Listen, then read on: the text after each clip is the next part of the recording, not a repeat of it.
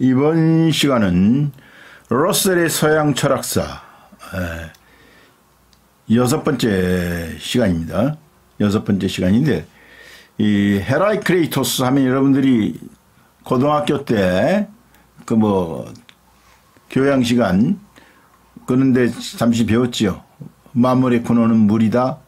만물은 유전한다. 판타리. 이걸로 여러분들이 알고 있을 텐데, 이 헤라크레이토스는 어디서 태어났냐면은, 여기가 이제 밀레토스 학파, 최초의 철학자들이 나온 밀레토스라고 그랬죠, 여기가. 소아시아. 이제 말하자면, 여기가 터키야, 터키. 지금으로 말하면 터키란 말이에요. 튀르키예, 이오니아라고도 하지. 해변 이쪽 지역을 이오니아라고도 하는데, 바로 여기가 이제 아테네고 그리스 본토고 여기 에게해요. 여기가 이제 밀레토스야. 밀레토스. 탈레스, 아낙시만도로스, 아낙사마니스, 이 세 사람의 철학자, 밀레토스 학파를 알죠. 해왔어요. 그럼 여기서 한 50km 정도 떨어진, 곳에 에페소스라는 곳이 있다고. 거기 출신인데, 거기서 이 사람이 뭐 했냐면, 이 아르테미스, 다산을 상징한다고 그러지, 다산. 다산을 상징하는 아르테미스 여신을 섬겼는데, 그 신전의 사제였다고 그래, 사제. 그리고 이 귀족 가문, 그러니까 심지어 왕가에서 태어났다고 그랬는데, 그런 자기에게 준 어드밴티지를 다 동생에게 다 물려줘 버렸다고 그러죠. 왕가에서 태어났는지 뭐 했는지 하여튼 사제였다고 그러지, 사제였다고. 근데 이 사람은 이제 이 사람들을 싫어한다고. 특히 우리들이 말하는 대중을 아주 경멸하다시피 했단 말이지. 그래가지고 산속에 들어가서 풀과 나무를 먹고 살았다고 그래. 그래서 이 수종에 걸렸다는데, 이 사람 만물의 근원은 불이라고 했는데 이 사람이 수종에 걸린다, 수종. 수종에 걸려가지고 이제 도시로 내려왔는데, 대뜸 의사를 만나서 한 사람이 이제 하는 말이 뭐냐면, 폭우로부터 가뭄을 만들 수 있느냐? 폭우가 막 내리는데 폭우로부터 가뭄을 만들 수 있느냐? 이렇게 물었다는 거야. 그게 무슨 말이겠어요? 자기가 이제 수종에 걸려 있으니까, 그것을 말려가지고 건강하게 만들 수 있느냐? 이런 것이지. 근데 이 사람이 원래 죽음과 삶은 동일하다. 같은 것이다. 이렇게 말한 사람인데, 막상 자기한테 이런 게 닥치고 보니까, 얘기가 좀, 목숨이 좀 아깝게 생각됐던 것이지. 그래서 의사는, 홍수 뒤에 가뭄을 만들 수 있냐고 물으니까 대답이 궁할 수밖에. 그러니까, 아이고, 의사 주제에 말이야. 그것도 말 못하느냐고. 그러면서 이 사람이 어떻게 했냐면, 외양간을 찾아가가지고, 외양간. 그래서 새똥에 막 몸을 굴리는 거야. 새똥이 또 약간 뜨끈뜨끈할 거 아니에요. 그러니까 그 새똥의 뜨끈뜨끈한 온기가 자기의 그 병든 육체의 물기, 수종을 말려줄지도 모른다는 기대를 가지고 있었단 말이죠. 이 사람이 우리의 그 온도를 알았으면은, 또 사우나를 알았으면 얼마나 좋았을까. 그렇지만 그게 말이 되냐고. 새똥이 어떻게 병을 낫게 하겠어요. 그래서 결국 그 새똥 속에서 죽고 말았다고. 대충 한 61세라고 그러는데, 그러나 이 사람의 삶은 고결하고 참 고고한 생애였다고 그러지. 그리고 이제 심지어는 어떤 이제 전승에 따르면은 그 새똥에 막 굴르니까 온몸이 그 새똥으로 뒤범벅 됐을 거 아니에요? 그러니까 도저히 인간이라고 할 수 없는 상태가 되니까 큰 숙회가 와서 먹어버렸다. 이 헤라크레이토스를 먹어쳐버렸다. 이런 말까지 한단 말이야. 근데 이제 우리가 이 헤라크레이토스 하면은 이제 변증법을 최초로 말한, 여러분들이 변증법이라는 말을 많이 들어보실 거예요. 변증법. 변증법을 최초로 말한 철학자이기도 하단 말이야. 근데 누구야, 러셀은 이것을 좀 깊이 다루지 않는 것 같아. 그런데 이 변증법이 중요하단 말이야. 헤라크레이토스한테 이 변증법이라는 게 나와가지고 나중에 헤겔, 뭐 이런 마르크스 심지어 니체 이런 사람들한테 영향을 많이 주거든요. 그 몇천 년 동안은 사실 사람들한테 알려지지 않았어. 묻혀 있다가. 근데 어떻게 보면 이 사람이 이제 그 영혼을 이야기하고 지성을 이야기하고 막 이런단 말이야. 이런 경우 로고스를 이야기하고 이런 낱말을 쓴 사람이 없었어. 그때는 뭐 만물의 근원은 물이니 수니, 만물의 근원은 수니, 뭐 이런 소리들을 했잖아요. 뭐 무한자니, 뭐니 이런 식으로 그 자연물의 한 요소를 들어서 아르케, 그것이 만물의 기원이다, 시작을 이룬다 이런 식으로 해왔는데 이 양반은 물론 불이라고 했지만은 그런 차원에서 탈레스가 물이다 했고 헤라이크레이토스는 불이라 했다 해가지고 이런 차원으로 이걸 받아들이면 안 돼. 이 사람이 말한 불은 어떤 그 변화의 상징이지. 불은 타오르면서 막 변화되잖아요. 그 상징으로서 불을 이야기한 것이지 하나는 이런 물, 불, 뭐 흙, 바람 이런 식으로 한 요소로서 말한 것은 아니라 이 말이야. 그러니까 우리 동양으로 말하자면 기에 해당되는 거야. 기에 해당되는 거. 이 장자가 천하를 통틀어 오로지 기 하나뿐이다 그랬어요. 기 하나뿐이다. 그러니까 그런 차원에서 보자면 천하를 통틀어 불 하나다 이런 식으로 말했다고 생각하면 돼요. 그리고 이제 이 변증법을 이야기하다 내가 말했는데 이 변증법이 중요하단 말이야. 변증법이 뭐냐면 이 상반된 것들, 서로 전혀 다른 상반된 것들이 만나서 새로운 것을 만들어낸다는 거예요. 그게 변증법이야. 그러니까 말하자면 이 흙이 있다고 그래. 흙이 있고 흙이 있으면은 이걸 정이라고 합시다. 태제라고 그런단 말이야. 정. 근데 흙과 반대되는 게 뭐냐면 물이야. 물. 물이 반이라고 한다고. 흙을 반대한다고. 안티테제라고 한단 말이야. 흙의 그 성질을 갖다가 없애버리잖아요. 뭐 마른 성질이라든지 이런 걸 다 없애버리잖아. 흙을 막 물이 빨아들이고. 그러니까 이 정에서 모순이 생겨서 그 이제 반이 물이 나온단 말이야.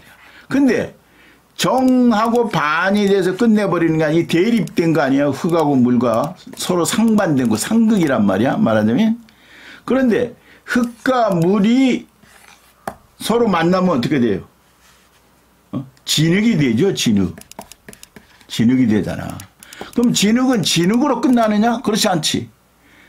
여기서도 또 난 진흙이고 싶지 않아 해서 다른 뭐가 생긴다고 반대되는 게 생겨서 그게 뭐냐면 도자기가 생기고 벽돌이 생기고 말하자면 새로운 물건이 이렇게 막 생기는 거야. 그러니까 서로 다른 성질이 대립하고 서로 만나면서 대립된 것들이 서로 만나서 새로운 합, 진태자라고 그러지. 이 합을 만들어내는 거야. 정반합 이런 식으로.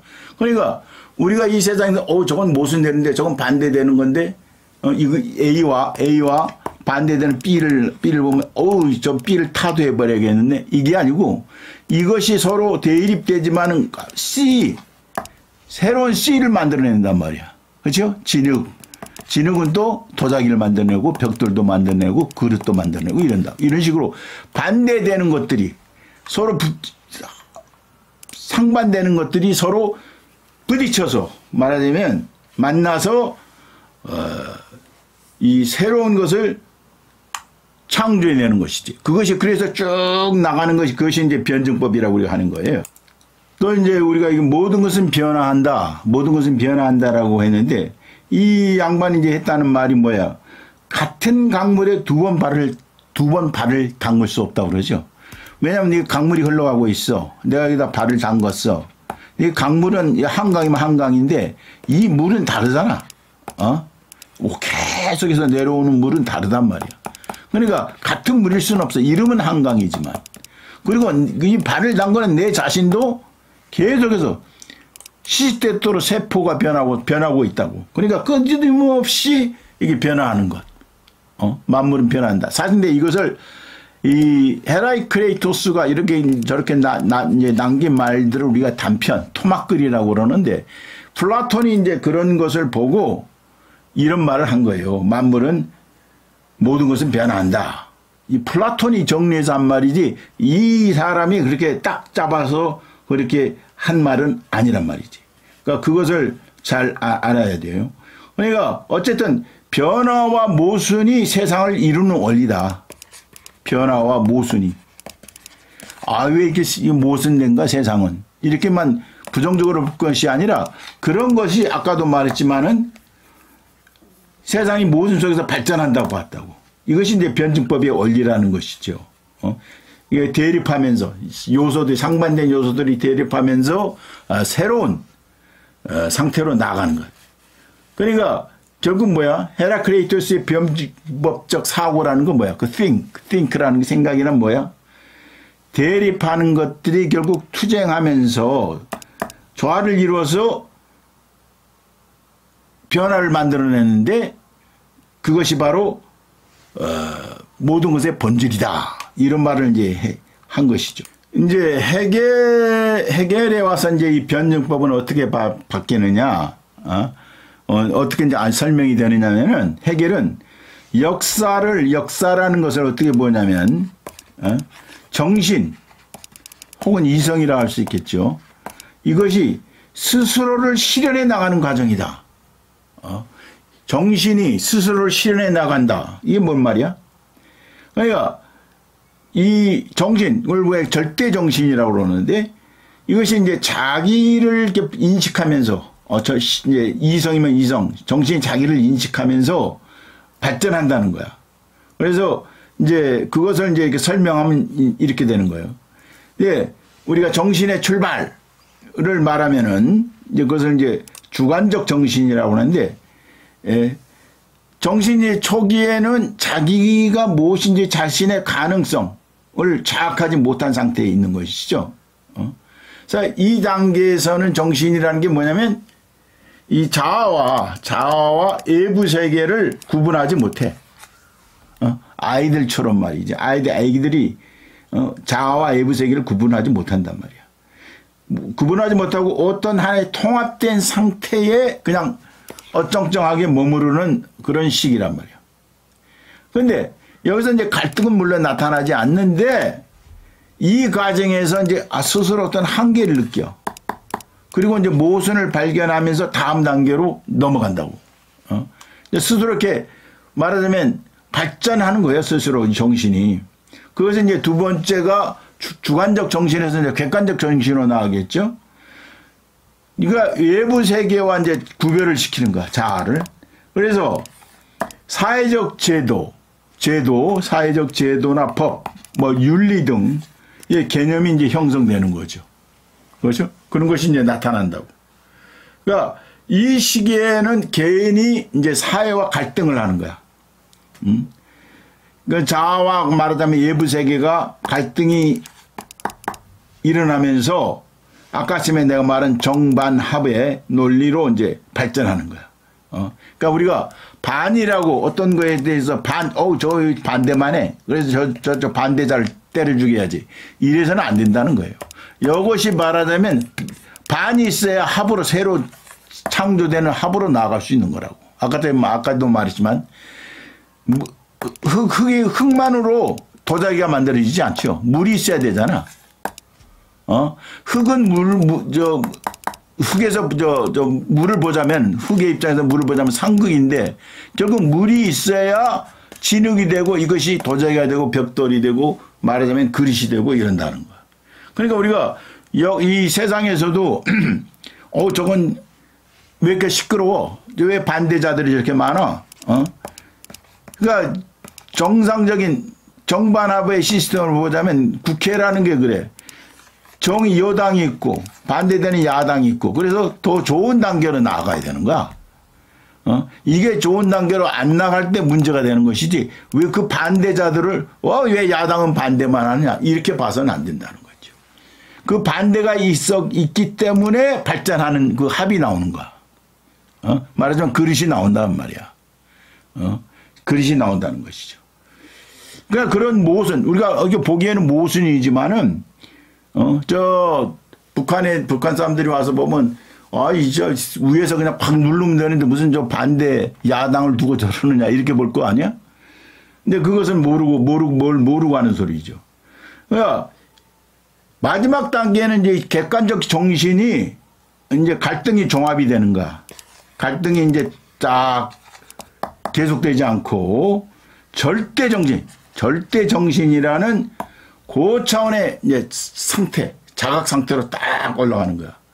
여기서 이제 정신은 예술이라든가 종교 또는 철학의 형태로 자신을 이제 딱 정신이 아주 꽃을 피우는 거야.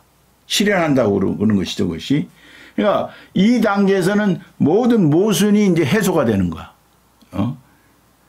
그래서 해소되는데 이제 해결은 철학자이니까 철학은 이제 절대 정신이 스스로를 가장 깊이 이해하는 최종적인 형태로 절대적 인식을 이룬다 이런 말을 이제 하는 거예요. 그런데 이제 변증법적 유물론 마르크스 해겔의 변증법을 받아들이면서 이제 그것을 비판한 것이지. 정신에서 이렇게 이제 변증법이 나타난다고 본 것이란다면, 이 물질에서 나타난다는 거야, 마르크스는. 그러니까, 이 역사 발전의 단계를 보면은, 이제 각 단계가 무엇을 품고 있다는 것이. 처음에 원시 공산사회가 있었다고 그러죠. 원시 공산사회. 그 다음에 노예제 사회가 되고, 그 다음에 공건적 사회가 되고, 그 다음이 자본주의 사회가 되죠. 자본주의 사회. 그 다음이 최종적으로 뭐가 되느냐? 공산주의 사회가 도래한다는 거야. 이것이 마르크스가 말하는 역사 발전이 아주 필연. 반드시 이렇게 된다는 거야. 그러니까 여기에 옛날에 그 지식인들이 말하자면 열광한 거지. 이 세상에 어떤 세상이 모순된 세상이 점점 이렇게 발전해 나가다가 확 꽃을 피우는 거야. 그러니까 마르크스는 이 초기의 사회가 말이야. 초기 사회가 원시 공산 사회를 이루었다고 보는 거죠. 그러니까 여기서 모든 재산은 공동으로 소유되는 거야. 계급 구분이 없지. 그러니까 계급 구분이 없으니까 내적으로 모순이 상대적으로 적었다 이거야. 그런데 이제 농업혁명 이런 것을 통해서 인구가 증가하죠. 인구가 증가하고 이제 생산력도 발전하고 그러기 때문에 여기서부터 이제 사유재산의 필요성이 생기는 거야. 사유재산이 필요성이 생기고 사유재산이 필요성이 생기니까 많이 가진 자와 적게 가진 자가 나타날 것이니까 여기서 이제 계급이 생기는 거야. 계급이 분화가 되는 거야. 그러니까 원시 공산사회가 뭐라고 그랬어요? 공동으로 소유하고 사유재산이 없었잖아. 그리고 이런 계급도 그렇게 분화가 심하지 않았는데 계급 간의 분화도 심해지고 사유재산제도 생기고 하니까 이 원시 공산사회가 구조가 깨지기 시작하는 거야. 깨지기 시작해서 그 다음에 모은 사회, 노예제 사회가 된다고 그랬죠. 그러니까 노예제 사회라는 게 뭐야? 노예제 사회는 사유재산하고 지배계급이 탄생하면서 이제 발생한 단계이지. 그러니까 지배계급은 노예주가 되겠고, 노예주. 그리고 피지배계급은 노예가 되겠어요. 근데 이게 노예주와 노예 사이에 이제 계급적 그 모순이 아주 심화되게 되는 것이지. 그러니까 이 모순은 결국 뭐로 나타나겠어요? 스파르타카스 같은 반란, 노예들의 반란이나 저항으로 이어지지. 그러면서 이 노예제가 어떤 한계에 부딪히는 거야. 그 체제가 흔들리게 되는 거야. 이로 인해서 생기는 거야. 이로 인해서 그럼 완전히 망해버리는 역사가 발전한다는 거야. 그래서 봉건조 사회, 봉건조 사회가 이제 생기는 거예요. 뭐 새로운 사회 체제가 생긴단 말이야. 그러니까 봉건적 사회, 봉건제 사회라는 게 뭐예요? 농노와 영주, 봉건 영주 간의 관계를 기반으로 하는 사회죠. 아주 철저한 계급 사회야. 우리가 계급을 막 따지고 가부장적 뭐 그 아버지가 뭐 대빵이다 이런 식으로 따지면 저 봉건적 사고방식이라고 그런 게 아주 계급을 아주 그냥 굉장히 따지는 사회야. 그러니까 그렇지만은 그 지배 계급과 피지계급 계급 사이에 모순이 이제 발생하게 되지. 그러니까 이제 여기서 이제 생산력이 막 또 발달하니까 봉건제는 점차 경제적 비효율성을 드러내고 상공업자들이 성장하면서 봉건제는 더 이상 유지하기 어렵게 됐다. 내가 이야기하지만 박경리 선생님의 그 토지를 보면은 머슴이 이제 말하자면 서울로 가게 됐단 말이야. 서울로 도망을 갔던 뭐 했다니까 서울에 가서 돈을 많이 벌어와. 돈을 많이 벌어와서 장사를 하든 뭐 해서 벌어와서 보니까 이 땅떼기 몇 개 가지고 떵떵거리던 지주가 한창게 보이는 거야. 돈을 다 사버리면 되잖아. 그러니까 봉건제 사회도 그래서 무너지는 거예요. 이 상공업자들이 돈을 많이 버니까 이 봉건 영주가 땅을 가지고 농노들을 부리고 그랬는데 너희 말하자면 농사 짓고 살으라고 얼마 바쳐라 하는 식으로 그래서 그 목구멍을 딱 쥐고 말이지 목구멍을 그런 식으로 쥐고 그 계급 사회를 유지했는데 아니 돈을 벌어서 이런 땅을 사버리고 뭐하고 하니까 이 봉건 영주가 기반이 와장창 하루아침에 그야말로 하루아침에 무너져버린 거야 이 봉건제가. 그러니까 봉건제를 무너뜨린 것은 이 상공업자들이에요. 이들이 뭐냐면 부르주아들이야 부르주아들. 그러니까 우리들이 말하는 저 봉건제를 타판 것은 아이러니하게도 부르주아들이었다고.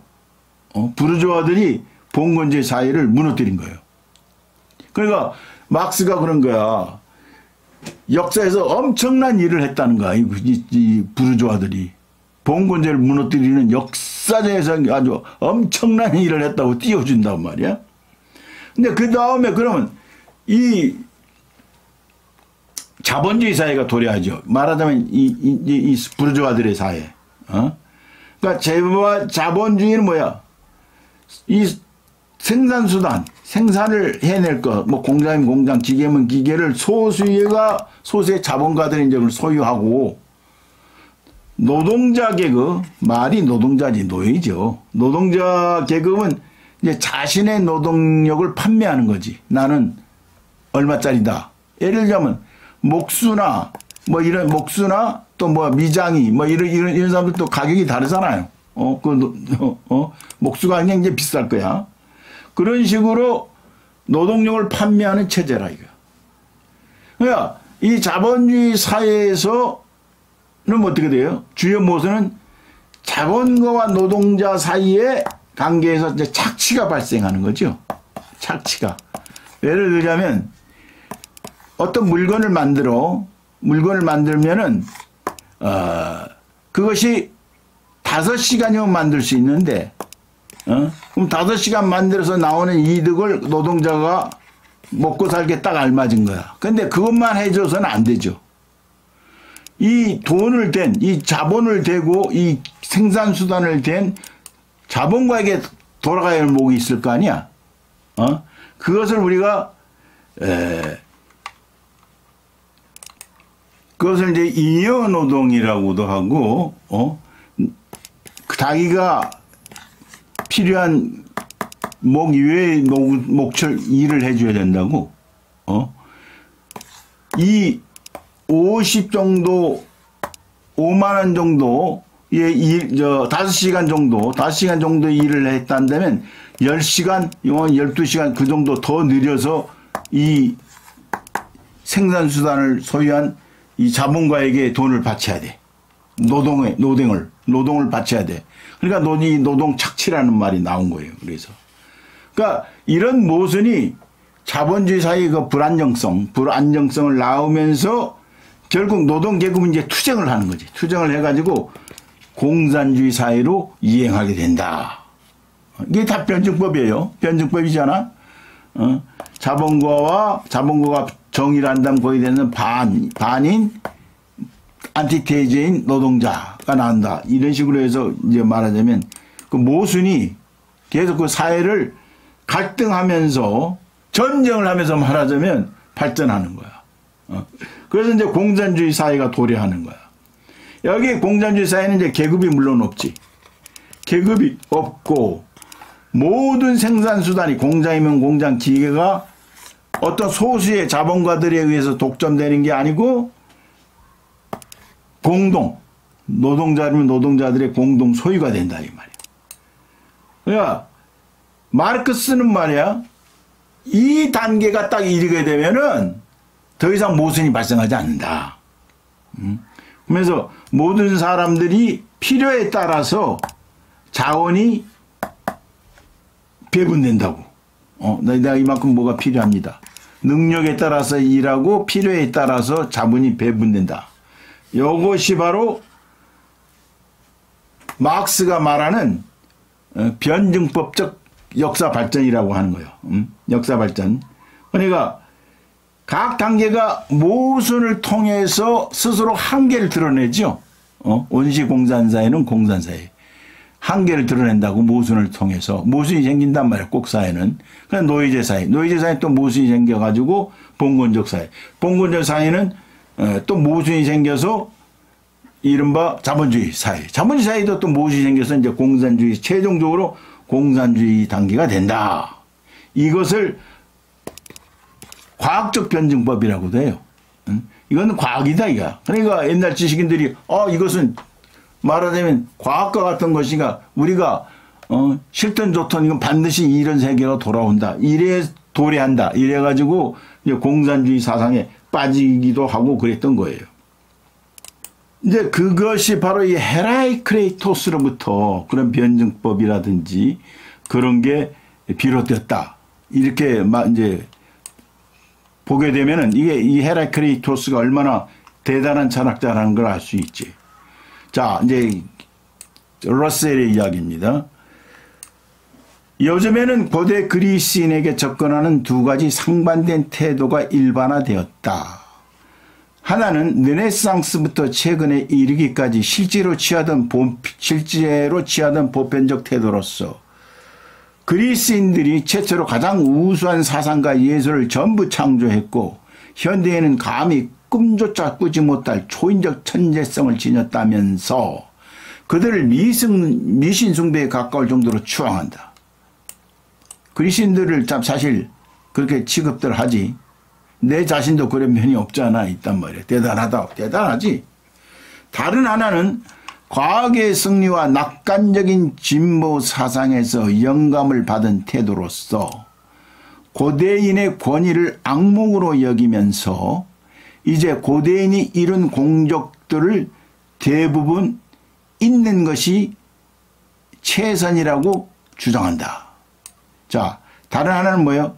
과학의 승리와 낙관적인 진보 사상의 영감을 받아서 고대인의 권위를 악몽으로 여기다. 그런 것을 악몽으로 여긴다는 거야. 이제 고대인이 이런 공적들을 대부분 잊어버리는 것이 최선이라고 주장한다는 거야. 나는 이 극단적인 견해 가운데 어느 쪽을 지지할 생각은 없다. 여기서 나는 러셀입니다. 내가 아니에요. 어느 쪽이든 일부는 옳고 일부는 그러다고 말해야 할 것이다. 세부 사항으로 들어가기 전에 우리가 그리스 사상을 연구함으로써 어떤 지혜를 이끌어낼 수 있을지 말하고자 한다. 세계의 본성과 구조에 관한 다양한 가설을 세울 수 있다.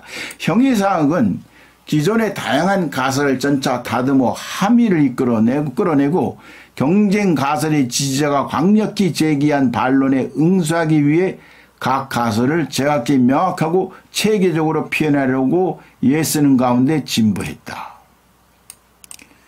얼마 전에 유시민 씨의 글을 하나 보니까 이 보수주의자들 농객들이 좀 나타나라 이거야. 나와서 말 좀 하라는 거야. 다 어디 갔냐는 거야. 막 조국이를 죽일 것처럼 이야기하던 진중권이며 그 모든 자들이 참 입 꾹 다물고 있거든 지금. 다 어디 갔느냐. 그렇게 입을 다물면은 발전이 안 되는 거예요.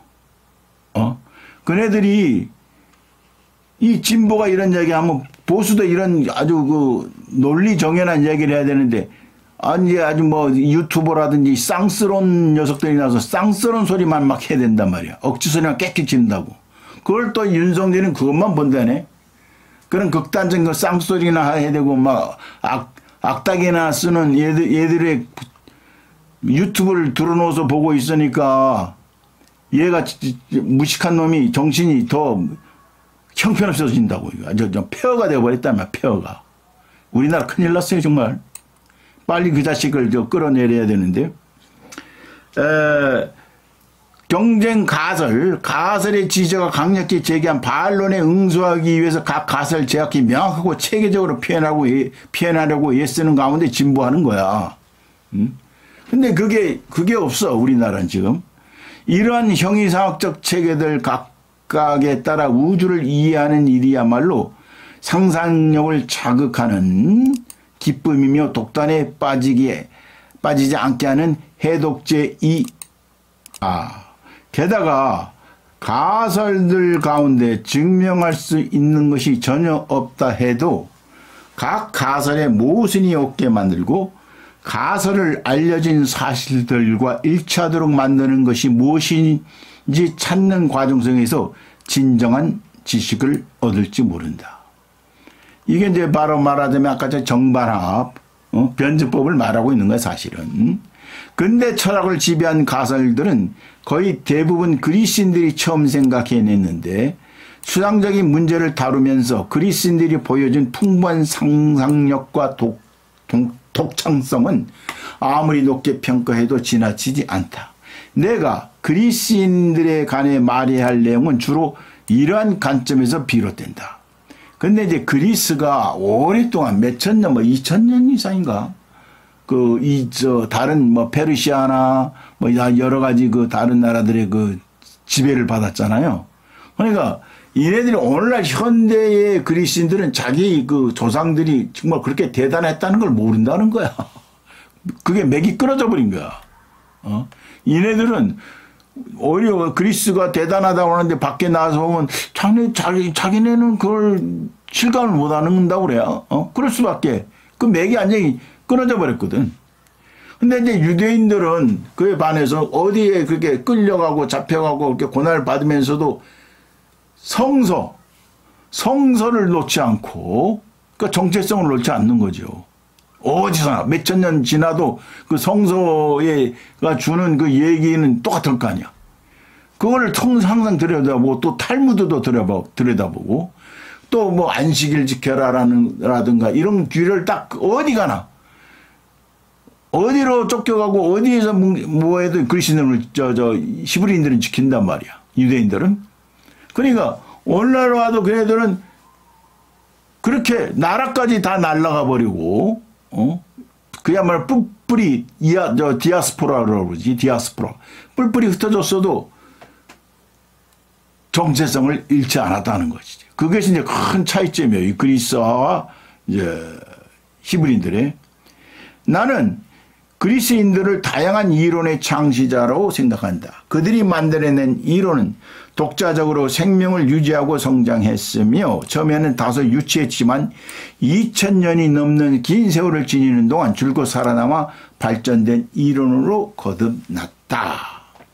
사실 그리스인들은 추상적 사유에 더 오래 지속되는 불변적 가치가 들어있다는 사실을 입증했다. 수학과 연역 추리 기술을 발견한 것이다.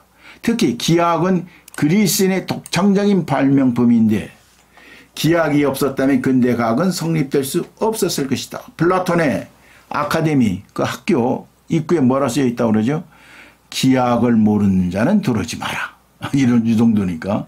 그러나 바로 수학과 더불어 그리스 정신의 일방적인 면이 드러난다. 말하자면 자명해 보이는 공리에서 시작하여 연역적으로 추론하지만 관찰하는 것에서부터 기납적으로 추론해 나가지 못하는 한계가 있다. 아까도 뭐라고 그랬어요?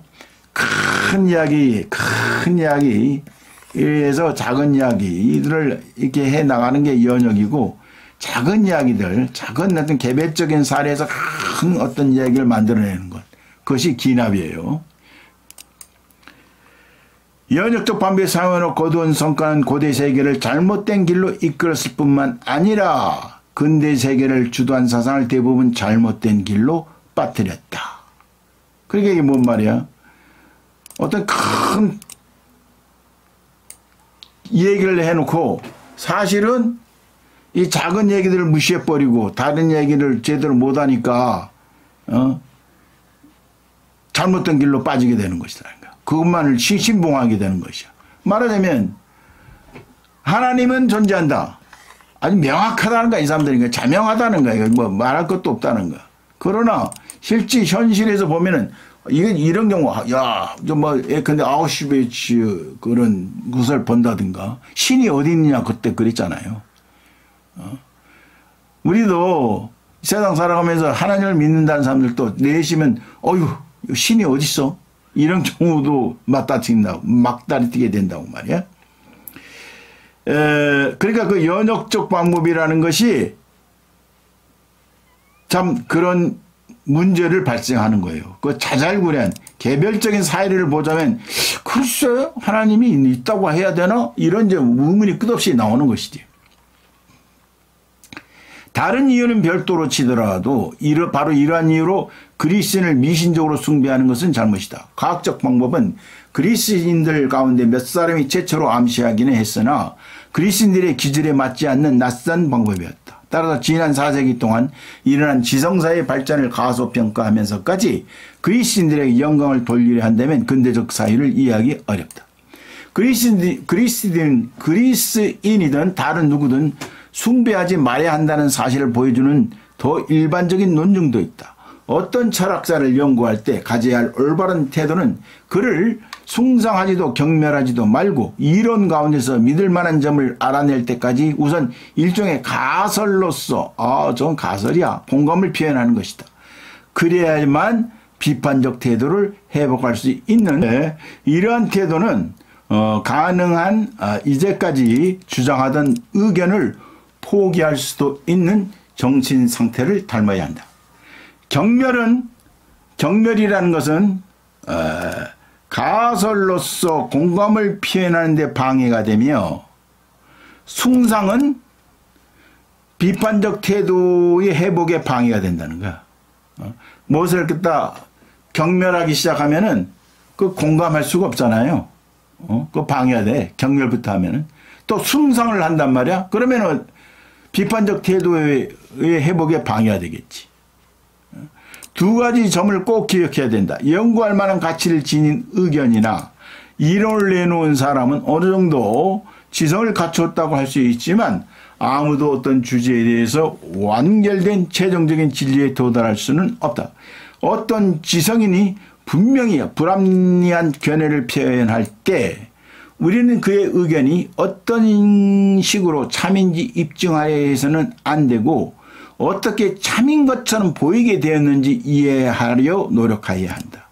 이렇게 역사적 상상력과 심리적 상상력을 발휘하는 활동은 동시에 우리의 사고폭을 넓혀주며 우리의 마음속에 도사린 여러 편견이 다른 정신적 지질의 지배를 받는 시대는 얼마나 어리석어 보일지 깨닫게 된다. 피타고라스와 이번 장에서 관심을 두고 다루는 헤라클레이토스 사이에 중요도는 낮지만 크세노파네스라는 또 한 철학자가 살았다. 크세노파네스가 태어나고 죽은 연대는 확실치 않지만 대개는 그가 피타고라스를 언급하고 헤라클레이토스가 그를 언급한 사이에 비추어 추정한다. 그는 이오니아 섬에서 태어났으나 생애 대부분을 남부 이탈리아에서 보냈다. 그는 만물이 흙과 물로 만들어졌다고 믿었으며 신들에 대해서 단호하고 자유로운 견해를 표현한 사상가였다. 크세노파노스. 호메로스와 헤시오도스는 인간들 사이에서 수치와 망신을 주는 도둑질, 간통, 서로 속이는 행위들을 신들도 행한다고 생각했다. 인간들은 신들도 자기들처럼 아버지가 낳은 존재들이며 자기들과 같은 옷을 입고 목소리와 형체를 가진 존재라고 생각한다. 게다가 황소나 말이나 사자가 사람처럼 손이 있어 그림으로 예술 작품을 창작하게 된다면 말은 말처럼 신의 형상을 그리고 황소는 황소처럼 그릴 것이며 자기 입장에서 자신들의 몇 가지 특징을 본떠서 신의 몸을 만들 것이다. 에티오피아 흑인들은 신을 검은 피부에 넓적고로 만들고 트라키아인들은 파란 눈에 붉은 머리로 만들 것이다. 사실 에티오피아 사람들이 예수 그리스도를 흑인으로 그리잖아요. 그런 형상이나 생각이 사람과 다른 예수 수고하지 않아도 만물을 마음의 힘으로 움직이고 있는 유일신을 움직이고 지배하는 유일신을 믿었다. 또 피타고라스의 윤회설을 한껏 비웃었다. 한 번은 피타고라스가 길을 가다가 학대당하는 개를 보았다고 한다. 그때 그는 그만 때리쇼. 친구의 영혼일세. 개 짖는 소리를 들었다네. 듣고 알았다네. 내 친구라는 것을 개 짖는 소리를 듣고 알았다는 거야. 라고 말했다. 그는 신학적인 문제에 대해 진리를 찾아 확정하는 일은 불가능하다고 생각했다. 신들이나 내가 신들에 대해 말한 모든 내용에 관해 확실한 진리를 아는 사람은 아무도 없으며 앞으로도 없으리라. 게다가 설령 어떤 사람이 아주 우연히 옳은 말을 하게 된다 해도 그 말이 옳은지는 알지 못하며 그저 추측할 뿐이다. 크세노파노스는 피타고라스를 비롯한 다른 사상가들이 신비주의 경향에 반대한 합리주의 계열에 속하지만 독자적인 사상가로서는 1급 수준에 미치지 못한다. 우리가 이미 살펴보았듯이 피타고라스의 학설은 제자들의 학설과 뒤엉켜 있기 때문에 피타고라스의 고유한 학설을 풀어내기는 결코 쉽지 않다. 피타고라스는 자신은 아주 초기에 속한 인물인데 반해 피타고라스 학파의 위세는 주로 다른 여러 철학자의 세력이 여러 차례로 영향을 미치고 난 다음에야 비로소 나타난다. 이 철학자들은 지금도 영향을 크게 미치는 이론을 처음으로 세웠는데 그 첫째 인물인 헤라이크레이토스는 기원전 500년경에 활약했다. 그는 에페소스 귀족 출신의 시민이라는 사실을 제외하면 생애에 대해 거의 알려진 바가 없다. 헤라이크레이토스는 주로 만물은 유전한다는 학설로 당시 유명 인사가 되었지만 만물 유전설은 그의 형이상을 표현하는 한 측면에 지나지 않는다. 헤라이크레이토스는 이오니아 섬 출신이었으나 밀레토스 학파의 과학적 전통에 속하지 않았다. 그는 아주 독특한 신비주의자였다. 그는 불을 근본 실체로 생각했다. 만물은 불 속의 불꽃처럼 다른 존재가 죽음으로써 탄생한다. 죽어야 할 자는 불멸자이고 불멸자는 죽어야 할 자이다. 한 존재는 다른 존재가 죽음으로써 살고 다른 존재를 살림으로써 죽으리라. 세계는 통일성이 있으나 대립물의 결합으로 형성되는 통일이다. 만물은 일자 하나에서 비롯되고 일자는 만물에서 비롯된다. 그러나 만물은 일자, 즉 신보다 실제성의 정도가 낮다.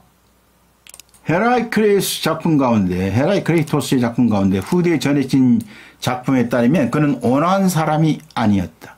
남을 경멸하는 일에 거의 중독된 민주주의와 정반대되는 인물이었다. 그는 동포들에 대해 이렇게 말한다.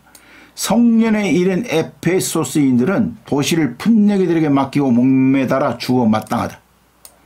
그들은 가장 훌륭한 에페소스인 헤르모도로스를 추방하며 이렇게 말했다. 우리들 가운데 가장 훌륭한 사람은 결코 되지 않으리라. 그런 자가 있다면 다른 나라 사람들 사이에 있게 내버려 두자. 사실 이것도 우리나라도 이런 성향이 있어요. 좀 잘난 사람 있으면 띄워서 죽인다고 그러잖아. 그는 단 한 사람을 제외하고 저명한 선대 사상가들을 전부 혹평한다. 아주 독설가예요, 독설가. 이 헤라크레이토스가. 호메로스는 선대 사상가의 명단에서 제외해야 한다고. 제외하며 호된 비판을 받아 마땅하다. 담론을 펼쳤던 사람들 가운데 지혜란 모든 담론과 별개로 존재한다는 점을 이해한 자는 아무도 없다. 지혜라는 것이 담론과 별개다라는 것을 이해한 자는 없다는 거야. 만물에 대해 안다고 해서 이치를 깨닫게 되지는 않는다. 아니면 헤시오도스와 피타고라스, 크세노파네스와 헤카타이오스도 깨달았을 것이다. 뭐 중요한 인물은 아니니까 그냥 지나가도 돼요. 피타고라스는 스스로 자신을 지혜롭다고 여겼으나 그저 만물에 대한 지식이요 익살 부리는 기술에 지나지 않는 주장을 했을 따름이다. 헤라크레이토스의 신랄한 비난을 모면한 유일한 외에는 테오타모스인데 나머지 인물들보다 훨씬 더 나은 설명을 한다고 평한다. 이러한 칭찬의 근거를 찾아보면 테오타모스는 인간은 대부분 악하다 라고 말했다는 점이다. 그러니까 인간에 대해서 굉장히 부정적인 생각을 가지고 있었던 거야, 헤라크레이토스가. 인류를 경멸한 헤라크레이토스는 오로지 강제력을 동원해야만 사람들이 자신들의 선을 위해 행동할 수 있다고 생각한다. 그러니 이렇게 말한다. 가축들은 매로 쳐서 목젖으로 몰아가야 된다. 당나귀는 금보다는 집이나 먹는 것을 좋아하리라. 이 말은 뭐야? 대중을 이렇게 다뤄야 된다는 얘기죠. 예상한 대로 헤라크레이토스는 전쟁을 좋게 여기며 이렇게 말한다.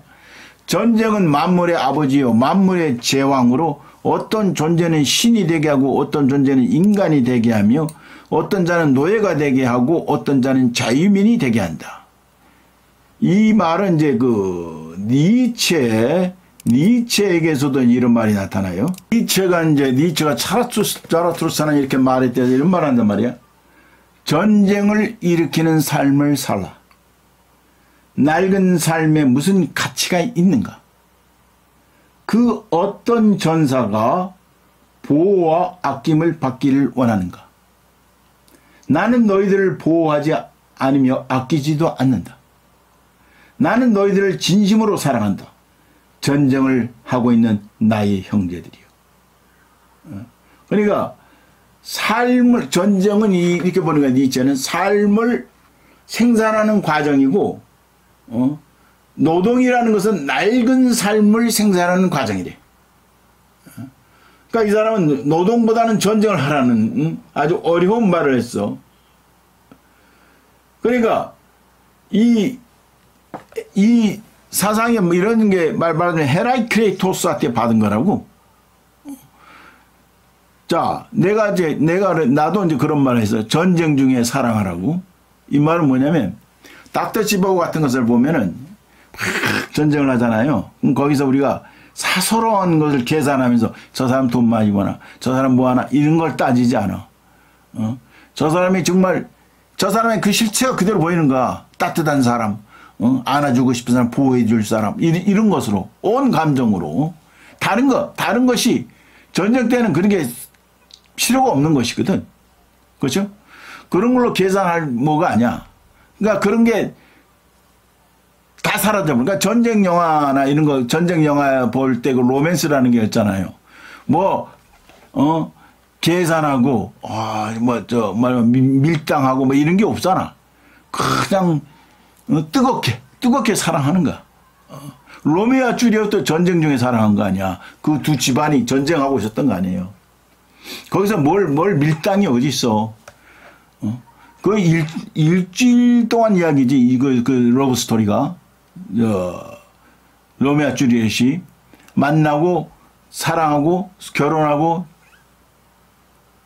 같이 죽기까지 그게 한 일주일밖에 안 되는 얘기라고. 그게 평화시에는 그런 얘기가 나올 수가 없어. 우리들이 일상적인 그런 사랑의 얘기가 나올 수가 없어. 그렇게 뜨겁고, 완전 모든 걸 다 버리고, 그야말로 알몸으로 만나는 거야, 말하자면. 다른 거 없어. 너 이쁘고, 네 눈동자 아름답고, 네 눈동자 아름다운 게 중요한 거야. 그래서, 눈동자의 건배를, 이런 대사도 있잖아요, 영화. 그게 아유, 또 이렇게 생각이 안 나네. 제목이. 또 좀 가다 보면 생각나겠지. 당신의 눈동자의 건배를. 그렇게 되는 거야. 그 전쟁이. 그런 게 돼야 되는 거 좀. 시시한 것들이 다 흔들려 버리는 거야. 다 날아가는 거야. 폭풍 속의 영가지. 폭풍 속에서 사랑하는 거예요. 말하자면.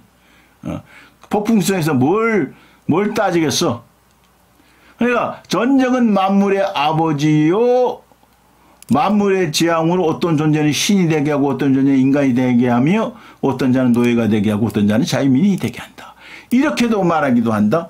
호메로스가 소망컨대 신들과 인간 사이에서 벌어진 투쟁이여 사라질진저 라고 말한 것은 잘못이다.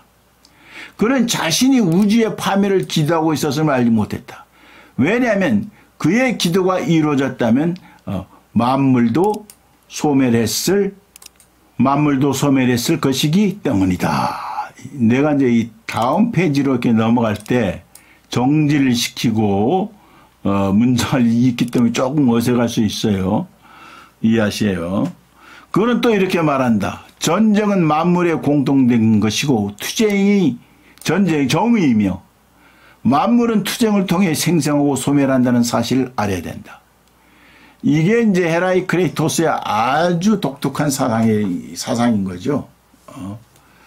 전쟁은 만물의 공통된 것이고 투쟁이 정의이며 만물은 투쟁을 통해 생성하고 소멸한다는 사실을 알아야 된다. 근데 이것을 전쟁광 히틀러라든지 이런 자들이 받아들이면 이거 아주 이상하게 되는 거야. 완전히 오해가 되는 거야.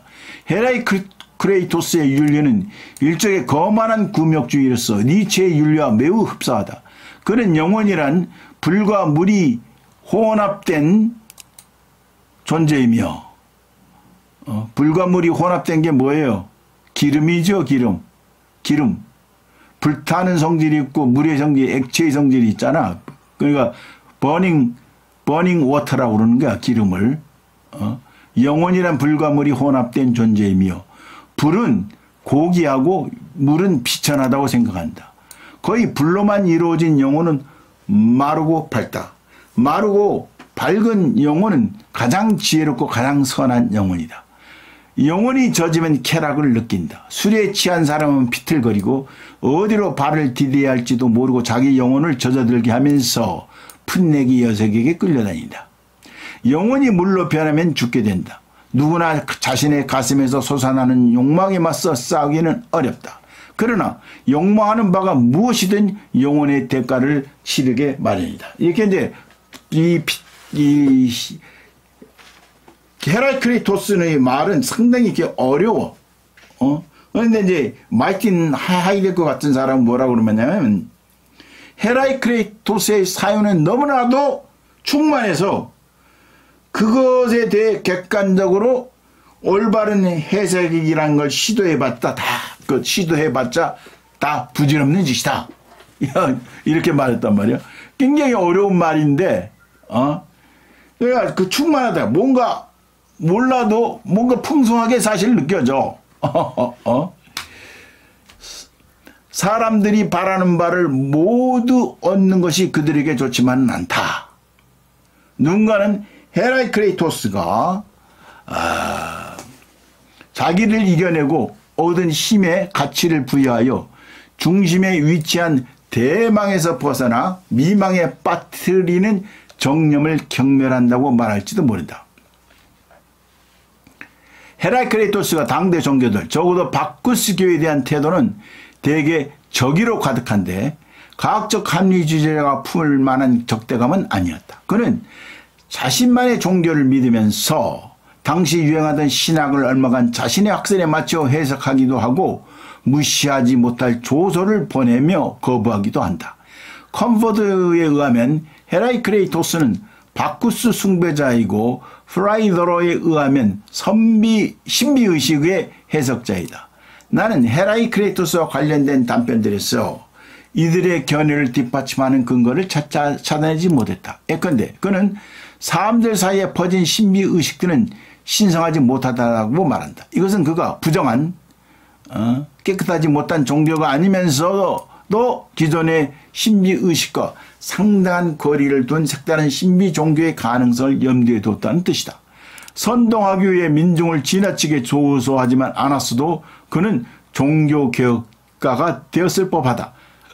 다음은 현재까지 전해지는 헤라클레이토스의 주장들인데 당대 신학을 대하던 그의 태도와 관계가 깊다. 델포의 신탁을 지배하는 신은 자신의 의도를 말하지도 숨기지도 않고 표시로 보여줄 뿐이다. 이 신이니까 말하자면 어떤 그 암호 같은 걸로 보여준다는 거야. 그리고 시빌이 뭐예요? 그 신의 시빌이 뭐냐, 무녀지, 무녀. 그 무슨 무녀냐 해석을 보면은 아폴론 신을 모시던 무녀야. 그걸 시빌이라고 그래, 시빌. 그러니까 이런 얘기가 있어요.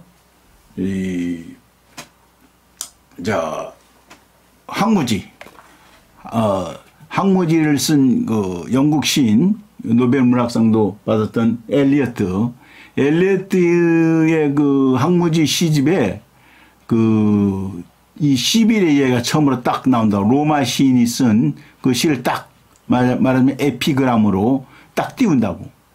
나는 이런 말이 나와. 내 기억에 그것이 상당히 젊은 날에 의미를 줘서 내가 기억하고 있는데, 한 무녀가 말하자면 그 세장에서 춤을 추는 것을 보았다.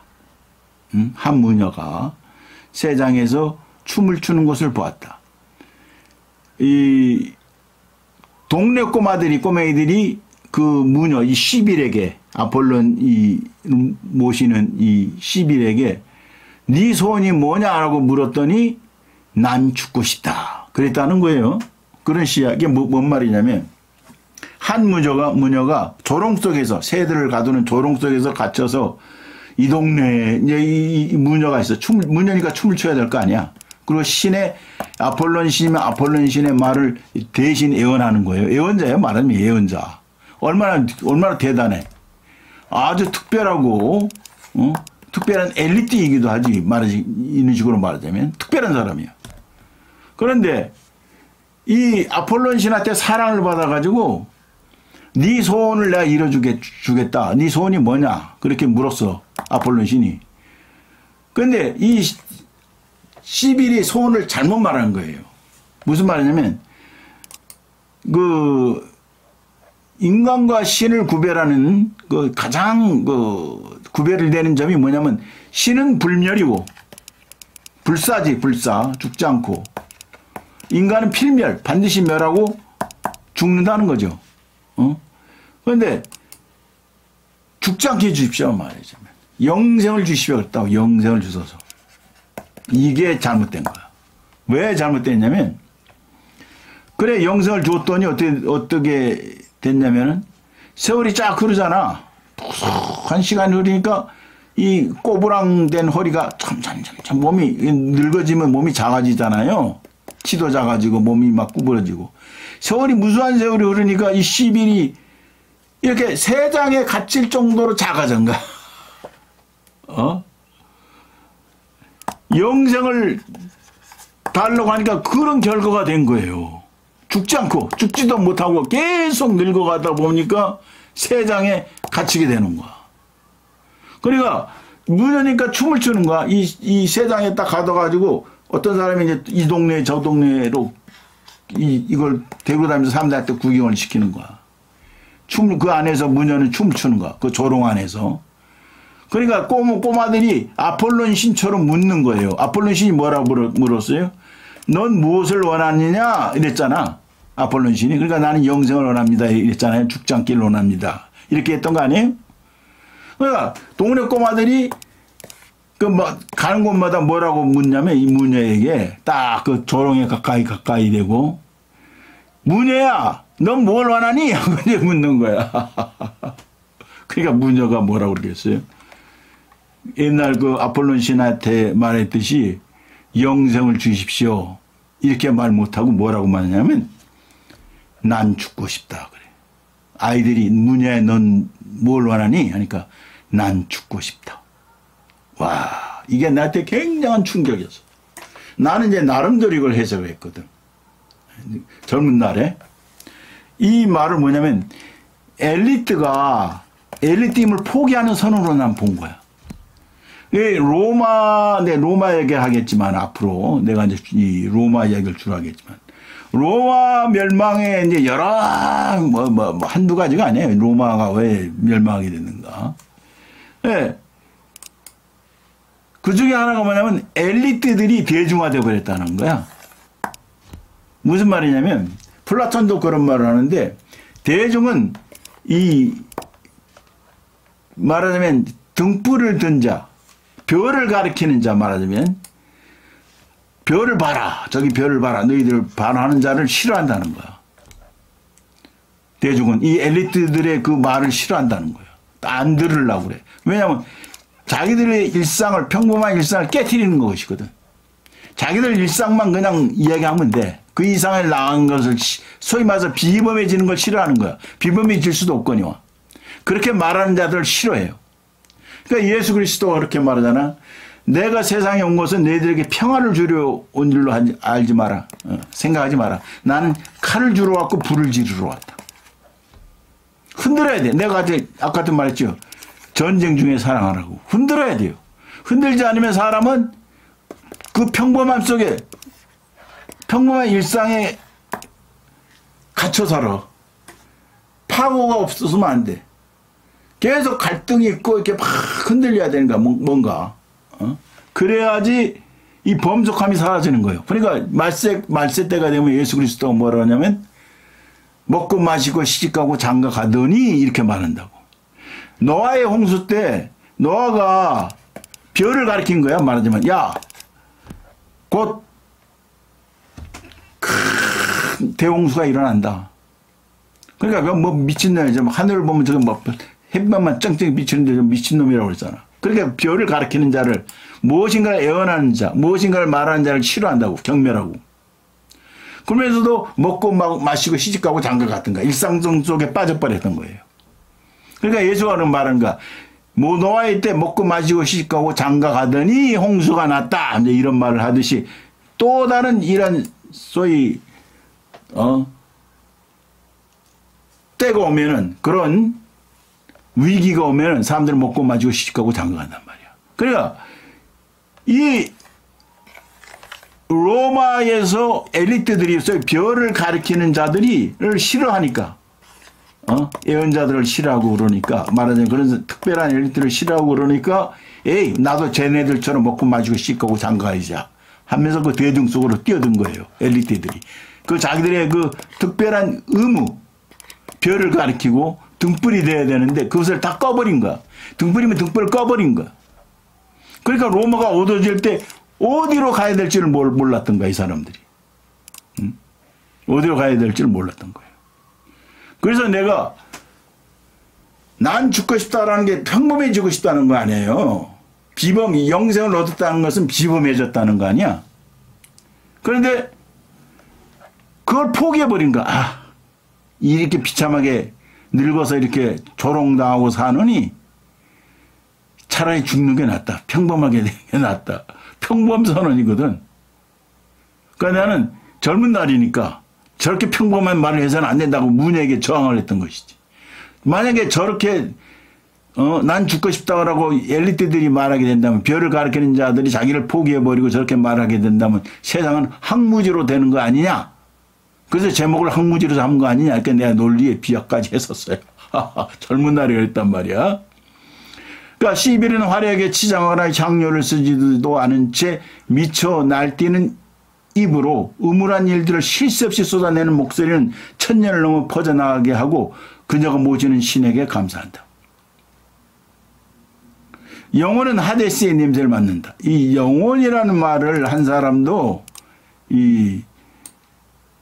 사실 그전에 영혼이 뭐고 이런 말을 안 했거든. 지성이나 영혼이나 로고스나 이런 말을 잘 안 했어요. 근데 누구야 피타고라스는 피타고라스 그랬다.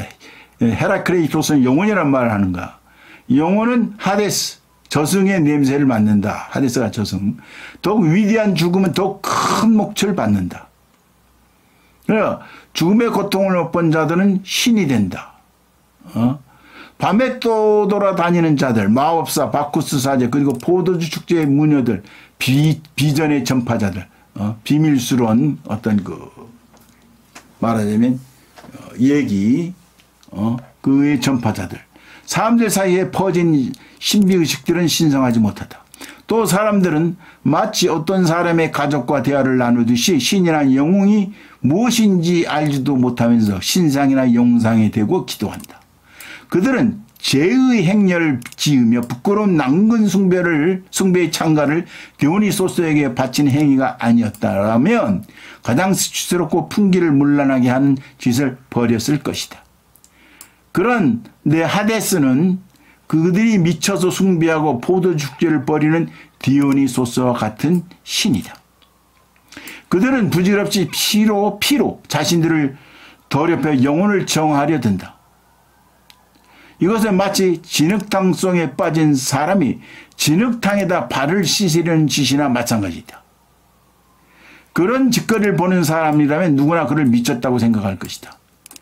헤라이크레이토스는 만물을 발생시킨 태초 원소가 불이라고 생각했다. 독자들이 기억하겠지만 탈레스는 만물이 물로 이루어졌다고 생각했으며 아낙시메네스는 공기를 원시 원소라고 생각했고 헬라크레이는 오히려 불이 원시 원소라고 생각했다. 이건 아닌데 그런 차원에서 말한 건 아니에요. 사실은. 내가 러셀의 뭘 뭐하는 게 아니라 주장을 뭐하는 게 아니라 그런 차원으로 말한 건 아니었다고. 마침내 엠페데고 변화의 어떤 상징물로 이 불을 말한 거야. 마침내 엠페데콜레스는 흙, 공기, 불, 물을 4가지 원소로 허용하는 정치가에게나 어울릴 법한 타협안을 내놓았다. 이것도 아니고 저것도 다 모든 걸 끌어들여서 이거야 하면 정치가에게나 어울릴 법하죠. 이를 기점으로 고대 화학은 갑자기 멈추고 쇠퇴의 길을 걸었다. 이슬람교도인 연금술사들이 현자의 돌, 생명의 영약, 그리고 값싼 금속을 금으로 바꾸는 법을 찾아 나설 때까지 화학은 단 한 발짝도 앞으로 나가지 못했다. 이 연금술사들이 말하는 이 현자의 돌이라는 거, 필로소피, 철학자의 돌이라고도 하는데 이게 뭘 말하냐면 모든 금속을 있잖아요. 모든 금속을 금으로 바꾼다. 또 심지어 이 죽지 않는 생명, 불사의 생명을 부여할 수 있는 그런 상징적인 물질이다 이거야. 모든 금속을 금으로 바꾸고 또 이 생명을 말이야. 불사의 생명을 부여할 수 있는 것을 바꿀 수 있다라는 그 상징적 물질을 가지고 이 현자의 돌이라고 했다는 것이에요. 그러니까 이것은 뭐야? 단순히 그 물질적인 의미를 뛰어넘어서 어떤 영적 성장 혹은 깨달음 그런 걸 또 나중에는 상징하게 돼. 이 현자의 돌이. 그러니까 현자의 돌이라고 그런 거야. 그러니까 현자의 돌을 통해서 마음, 이 heart, 마음과 이 본질을 정화하는 과정에서 아주 깊은 의미를 찾고자 했다는 것이지. 쉽게 말하자면 이 현자의 돌은 뭐냐? 단순한 돌은 아니다. 영혼과 정신을 정화하고 깨끗이 하게 하고 완성에 이르는 어떤 여정, 그런 식의 그냥 평범한 돌이 아니다. 그런 의미로 받아들이면 되겠어요. 헤라크레이토스의 형해상은 가장 정력적으로 활동한 근대인까지도 만족할 정도로 충분히 역동적이다. 아까 그런 말들이 무슨 말인지 몰라도 뭔가 비범한 말 같고 신비한 말 같잖아요. 우리가 언어를 이렇게 철학을 대할 때 이게 뭔 말이 이렇게 어려워. 그러면 한 번 이렇게 뒤집어 생각해 보라고. 야, 이게 인간이 쓰는 언어로 이렇게 뭔가를 알지는 못하겠지만 뭔가 그래도 깊은 뜻을 담고 있는 말을 만드는구나. 우리 인간의 생각, 이 사고의 깊이를 대해서 놀라기도 하지만은 또 언어의 깊이에 대해서도 이렇게 놀란단 말이야. 그러니까 이 영혼이라는 것을 이제 말했는데 헤라이크레이토스가 근데 우리가 영혼에는 깊이가 있다. 우리가 마음에도 깊이가 있다 그러잖아요. 그런데 우리가 이러잖아. 깊은 코라고 말하지 않고 깊은 주먹, 뭐 깊은 발, 이런 말을 쓰면은 우스꽝스럽지, 좀 웃기지. 근데 깊은 영혼 하면 뭔지 몰라도 말이 되잖아.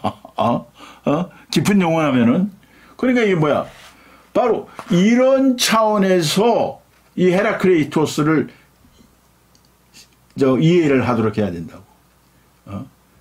바로 그것이 그 깊은 것이 무엇이냐? 바로 이 사람이 말하는 로고스라는 거야, 로고스. 그 깊다라는 것이. 그러니까 영혼에서 스스로를 자라게 만드는 그 무엇, 그것이 또 로고스이기도 하다 이게. 그러니까 헤라이크레이토스가 이 로고스를 말했다고. 뭐 태초에 말씀이 계시니라.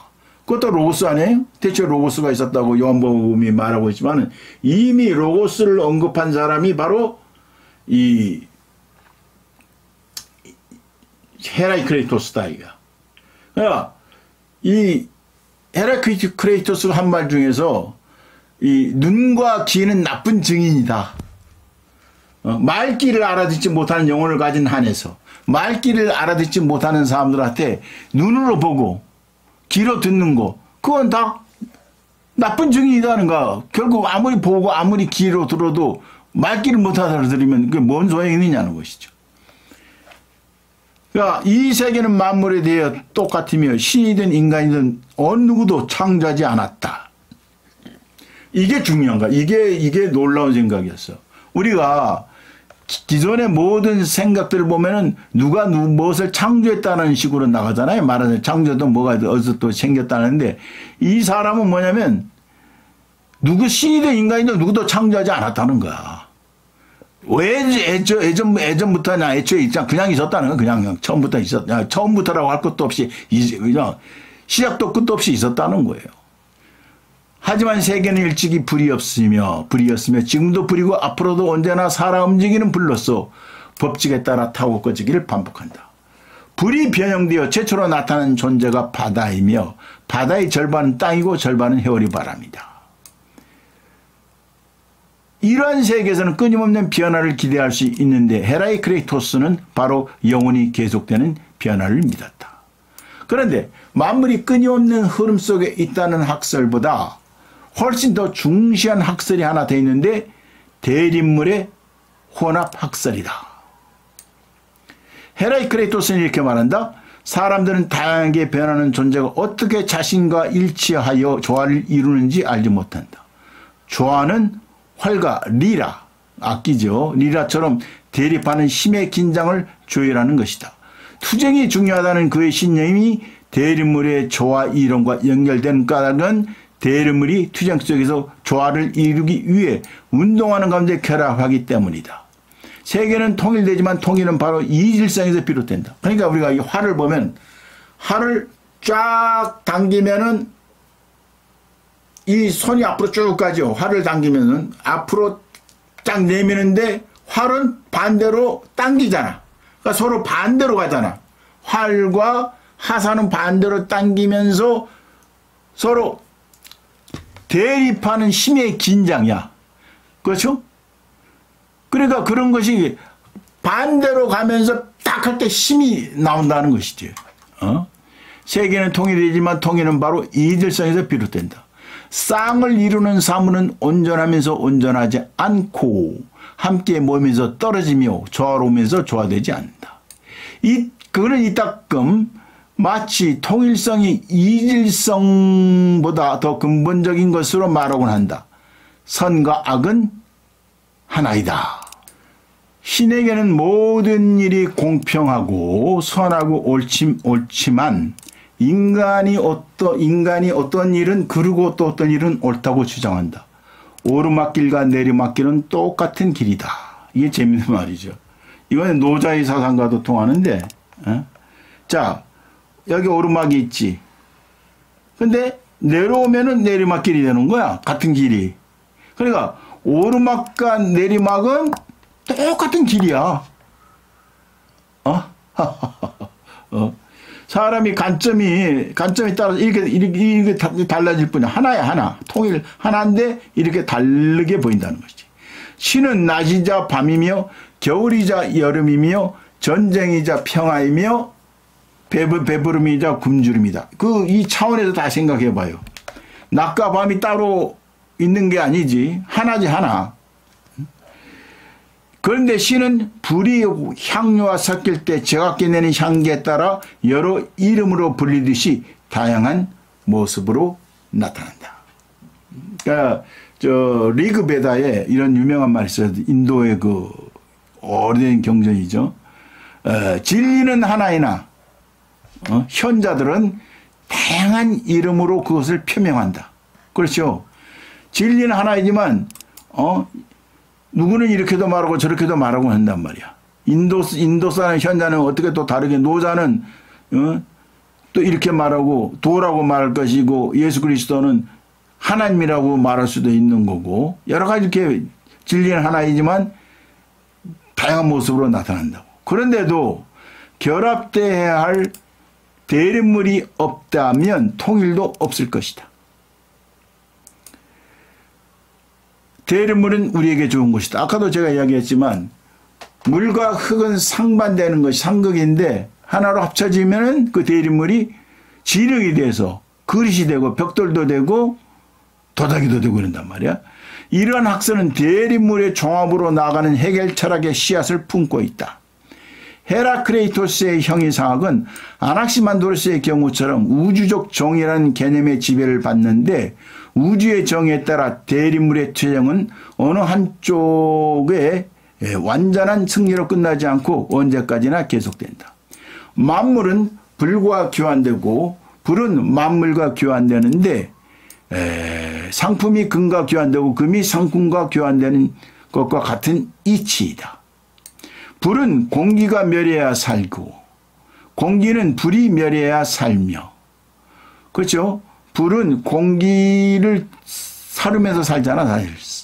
그리고 공기는 불이 또 없애야 살고, 물은 흙이 변해야 살고 흙은 물이 멸해야 산다. 여기서 산소라고 생각하면 돼.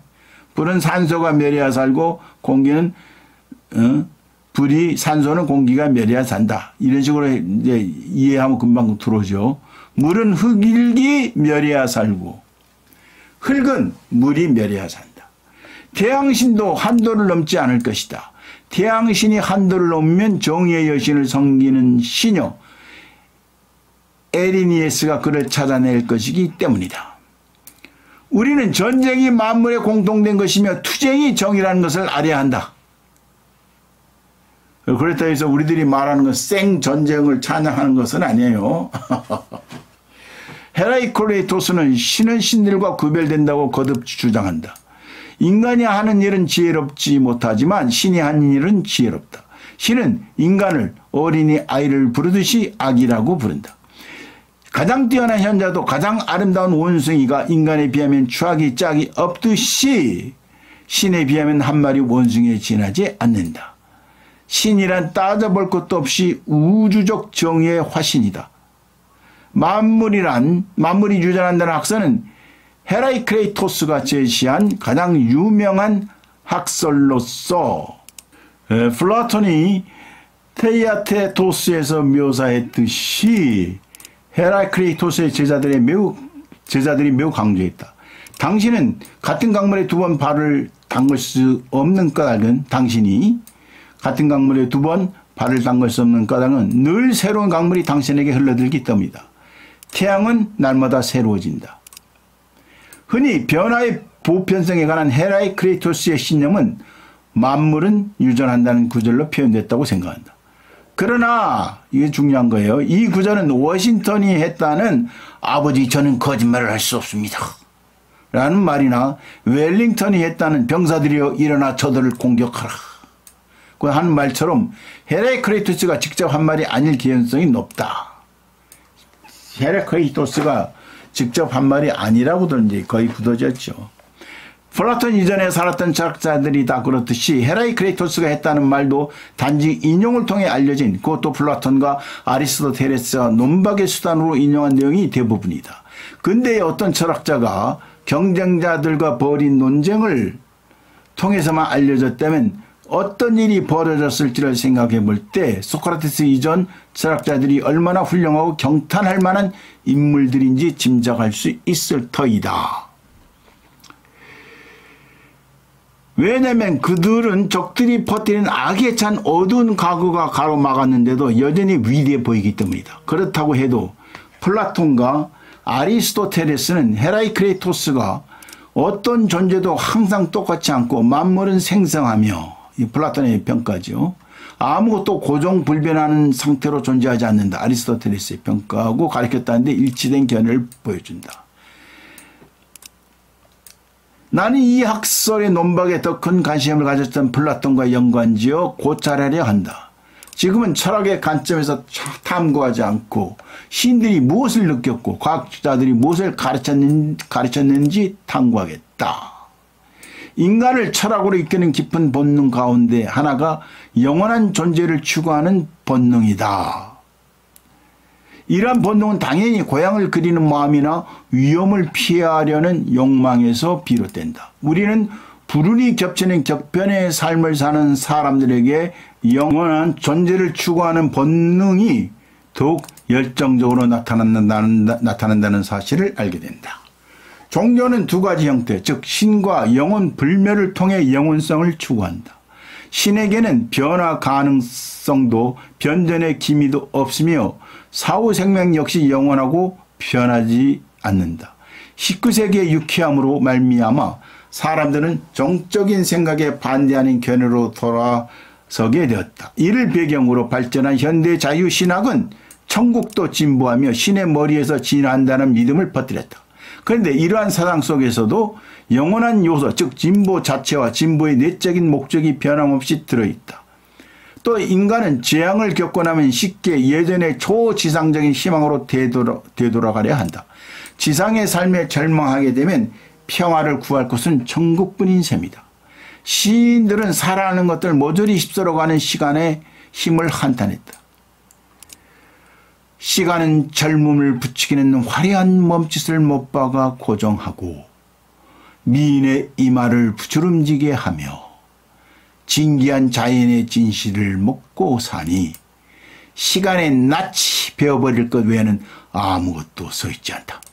그들은 늘 그렇듯이 자신들의 시는 파괴되지 않으리라 덧붙인다. 그런데도 시간 속에서 나의 시는 희망을 품고 서 있다. 시간의 잔인한 소나기에서도 너의 가치를 찬미하며. 그런데 이것은 관례로 굳은 문학의 속임수에 지나지 않는다. 철학적인 성향이 두드러진 시간 속에서는 무엇이나 덧없음을 부인할 수 없었던 신비주의자는 끝없는 시간을 거친 영석이 아니라 시간의 전체 과정 밖에 있는 영원성 개념을 발명했다. 사실은 우리가 철학에서도 말이죠, 이 시간의 문제를 다룰 때가 가장 어려워요. 얘기하기가 상당히 어렵다고. 그러니까 아구스티누스도 내가 사람들이 물어보지 않을 때는 시간이 뭔지를 아는데 물어보면 대답을 못하겠다는 식으로 말했단 말이야. 그러니까 시간에 대해서는 되도록 골치 아프니까 그냥 건너뛰세요. 그걸 꼭 굳이 알아야 될 필요 뭐 있어. 늙어서 죽는데 뭐. 몇몇 신학자 예컨대 이잉에 따르면 영원한 생명은 미래의 매 순간 줄곧 존재한다는 의미가 아니다. 영원한 생명이란 시간과 전적으로 독립해서 존재하며 이전도 없고 이후도 없으므로 변화의 가능성이 논리적으로 배제된다. 보어는 이러한 견해를 시로 표현했다. 나는 오늘 밤 영혼을 보았다. 순결하고 끝없이 이어진 빛의 커다란 고리와 같으니 빛이 환해지자 모든 것이 잠잠하고 그 밑에서 시간이 둥글게 시, hour, 날, days와 해, year로 구형을 이루며 거대한 그림처럼 움직였다. 세계와 그 모든 행렬이 그 시간 속에 던져졌다. 영혼을 보았는데 그것이 이제 끝없이 이어진 빛의 고리와 같았다는 거야. 끝없이 이어진. 그러니까 빛이 환해지자 모든 것이 잠잠하고 그 밑에서 시간이 나타나고 날이 나타나고 해가 나타났다. 그것이 그 구형을 이루면서 그림자처럼 움직였다. 이런 소리예요. 세계하고 모든 행렬이 그 시간 속에 다 던져지는 거지. 유명한 철학책 가운데 몇몇은 이러한 사상을 가장없는 산문체로 나타내려 했는데 끈기를 가지고 근거를 찾다 보면 결국에는 믿게 될 수밖에 없을 것이라고 말한다. 헤라클레이토스는 스스로 만물을 변화한다고 생각했지만 용속하는 면도 인정했다. 끝없는 지속과 대립되는 영혼성의 사상은 파르메니데스에서 유래하기 때문에 헤라클레이토스에서 발견되어서는 안 되지만 다음에 그 파르메니데스를 다루게 되는데 아주 골치 아프고보다 재밌는 사람입니다. 생각이. 헤라클레이토스에서 발견돼서는 안 되지만 반대되는 사상이라고 보면 돼요. 헤라클레이토스와 파르메니데스가. 그의 철학 중심에 자리 잡은 불은 결코 꺼지지 않는다. 세계는 일찍이 불이었고 지금도 불이고 앞으로도 언제까지나 살아 움직이는 불이다. 그런데 그 불은 계속 변화하므로 불이 영원하다는 말은 실체가 영원하다는 뜻이 아니라, 그렇죠? 불이 영원하다는 것은 실체가 영원하다는 게 아니라 과정이 영원하다는 것이야. 물론 이러한 해석을 헤라클레이토스의 견해로 돌려서는 안 될 말이다. 과학은 철학과 마찬가지로 끊임없는 흐름의 확서에 벗어나기 위해 변하는 현상 가운데서 영구 불변한 실체를 찾아내려 했다. 화학이 이러한 갈망을 충족시키는 것처럼 보였다. 타서 없어지는 듯이 보이는 불이 모양만 바뀔 뿐이라는 사실이 밝혀졌다. 그러니까 원소들이 재결합되지만 연소가 일어나기 전에 존재했던 각 원자는 연소 과정이 끝났을 때에도 여전히 존재한다는 말이다. 그래서 원자들은 파괴되지 않고 물리계 안의 모든 변화는 오로지 불변하는 원소들이 재배열됨으로써 일어난다고 가정했다. 이러한 견해는 원자들로 분해될 수 있음이 밝혀지게 된 방사능이 발견된 시기까지 유력한 이론으로 보급되었다. 물리학자들은 굴하지 않고 전자와 양자라는 더 작은 새로운 단위 물질을 보완했는데 이것들이 원자를 구성하며 수년간 이전의 원자의 성질이던 파괴 불가능성을 가진다고 가정했다. 불행히도 양자들과 전자들은 결합하고 폭발하면서 새로운 물질이 아니라 빛의 속도로 우주로 퍼져나가는 에너지 파장을 형성하는 것처럼 보였다. 에너지가 불변하는 물질을 대체했다. 그러나 에너지는 물질과는 달리 상식적인 사물 개념을 세련되게 표현하는 것이 아니라 물리적으로 일어나는 과정의 한 단계일 뿐입니다. 공상에 빠져 에너지를 헤라클레이토스가 말한 불과 동일시하는 사람이 있을지도 모르지만 에너지는 연소 과정과 동일하기 때문에 연소하는 물질이 아니다. 연소하는 물질이라는 개념은 현대 물리학에서는 사라진 지 오래다. 미시 세계에서 거시 세계로 넘어가 보면 천문학이 발전하면서 천체들을 용속하는 사물로 간주하지 않게 되었다. 행성들은 태양에서 나왔고 태양은 성운에서 났으며 태양은 이미 얼마 동안 존속했고 얼마 동안 또 존속할 것이다.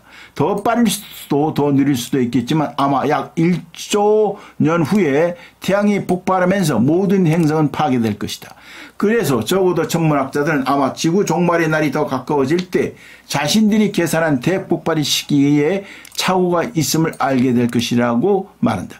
헤라클레이토스가 가르친 끝없는 흐름의 학설은 두통거리인데 이미 보았듯이 과학도 이 학설을 논박할 만한 아무 성과도 내지 못했다.